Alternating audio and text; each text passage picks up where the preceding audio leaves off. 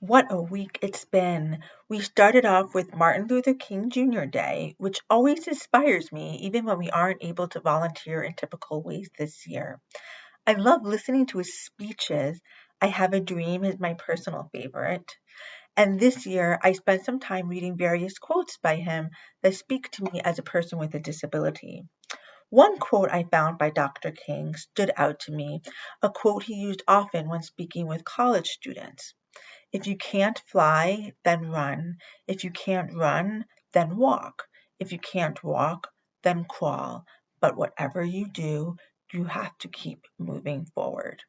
Dr. King was pulling on themes from Yeshayahu, Isaiah, when he composed this quote, in particular, this verse in Isaiah chapter 50, verse 10. Asher halach hashechim be'eno galo, yiftach b'shem Hashem v'yisha'en be'elokav. Though he walks in darkness and has no light, let him trust in the name of God and rely upon his God. Somehow we need to keep moving, to keep figuring it out as we go, to have faith, even when seemingly insurmountable challenges stand before us and the future is uncertain.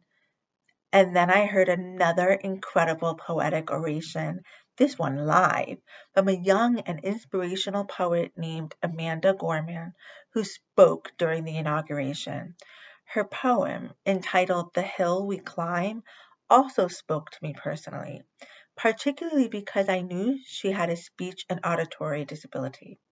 Knowing this about her made these lines from her poem speak directly to me. We will not be turned around or interrupted by intimidation because we know our inaction and inertia will be the inheritance of the next generation. But one thing is certain, if we merge mercy with might and might with right, then love becomes our legacy and change our children's birthright.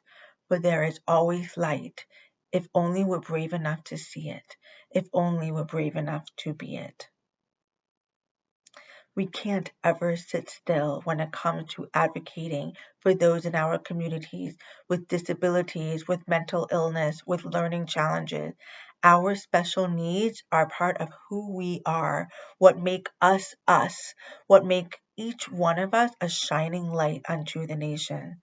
This is our birthright, our children's birthright, to be part of the Jewish people living in this world. Let us all continue overcoming our inaction and inertia. And whatever we do, as Dr. King said, we have to keep moving forward. Shabbat Shalom.